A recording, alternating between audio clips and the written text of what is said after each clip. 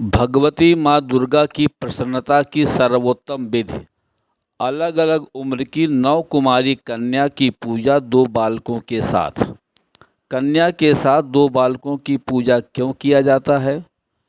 किस उम्र की कन्या किस नाम से पूजी जाती है?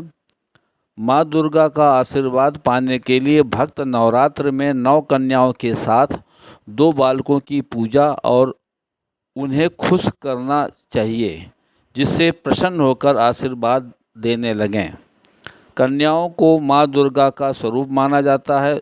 2 बालकों में एक को भगवान गणेश और दूसरे को भैरव बाबा का रूप माना जाता है। जिस प्रकार माँ की पूजा गणेश और भैरव के बिना पूर्ण नहीं होती, उसी तरह अलग अलग उम्र की 9 कुमारी कन्या की पूजा 2 बालकों के साथ पूर्ण होती है। देवी भागवत पुराण अनुसार देवराज इंद्र ने भगवान ब्रह्मा जी से भगवती को प्रसन्न करने की विधि पूछी, तो उन्होंने सर्वोत्तम विधि रूप में अलग अलग उम्र की 9 कुमारी कन्या की पूजा 2 बालकों के साथ बताया। तब से लेकर आज तक कन्या पूजन किया जाता है। नवरात्र पूजा पूरे 9 दिन व्रत नहीं कर पाए हैं तो पहली और आखिरी तिथि को व्रत रखने से 9 दिन की पूजा के समान फल प्राप्त होता है। आखिरी तिथि व्रत में अष्टमी या नवमी तिथि व्रत रखते हैं। इन दोनों तिथियों को श्रेष्ठ माना गया है। अष्टमी के दिन माता की 8वीं शक्ति महागौरी की पूजा, नवमी के दिन माँ सिद्धिदात्री और भगवान राम की पूजा का विधान है। इसके बाद हवन और कन्या पूजन करें, फिर व्रत तोड़ें। कन्या पूजन के लिए 9 कन्याओं को प्यार से आमंत्रित करें। कन्याओं के घर में प्रवेश होने पर पूरे परिवार के साथ उनका स्वागत करें। घर में आमंत्रित कन्याओं को स्वच्छ स्थान पर बैठाएं। माँ भगवती का ध्यान करें और उन्हें देवी स्वरूप समझकर उनके पैर धोएं।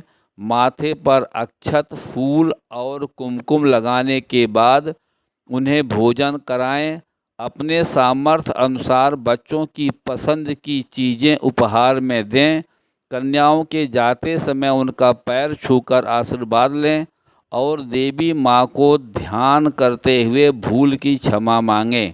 माता वैष्णवी का परम भक्त पंडित श्रीधर की प्रसिद्ध पौराणिक कथा अनुसार एक बार पंडित श्रीधर पत्नी सहित नवरात्र में पारण के दौरान बाबा भैरवनाथ के प्रकोप से बचाने के लिए माता वैष्णवी के अलग अलग उम्र की 9 दिव्य कन्या रूप में आकर व्रत पूर्ण कराया और संतान प्राप्ति की इच्छा पूर्ति के लिए नवरात्र में माता का भंडारा, जिसमें पूरे गांव वाले और शिष्यों सहित बाबा भैरवनाथ को भोजन कराने के लिए आमंत्रित करने को कहा।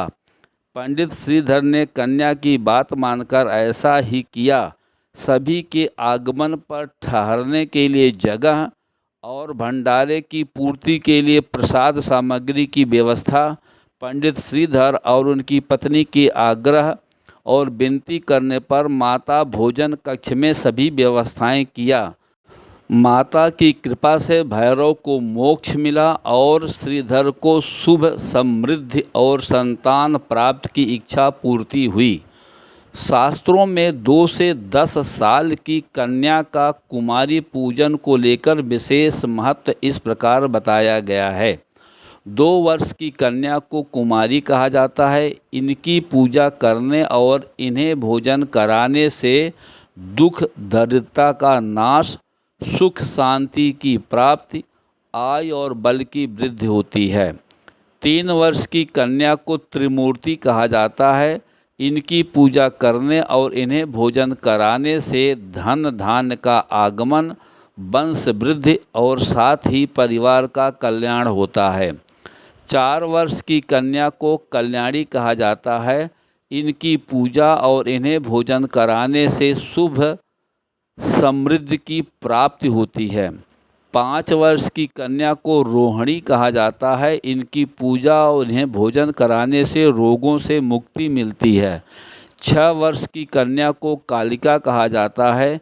इनकी पूजा और इन्हें भोजन कराने से विद्या और राजयोग की प्राप्ति होती है।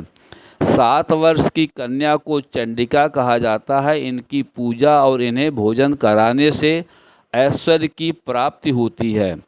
8 वर्ष की कन्या को शांभवी कहा जाता है। इनकी पूजा और इन्हें भोजन कराने से लोकप्रियता की प्राप्ति होती है। 9 वर्ष की कन्या को दुर्गा कहा जाता है। इनकी पूजा और इन्हें भोजन कराने से शत्रु पर विजय और असाध्य कार्य सिद्ध होते हैं। 10 वर्ष की कन्या को सुभद्रा कहा जाता है। इनकी पूजा और इन्हें भोजन कराने से मनोरथ पूर्ण होते हैं और सुख मिलता है। प्रिय दोस्तों, नमस्कार। मुझे आशा है कि मेरी यह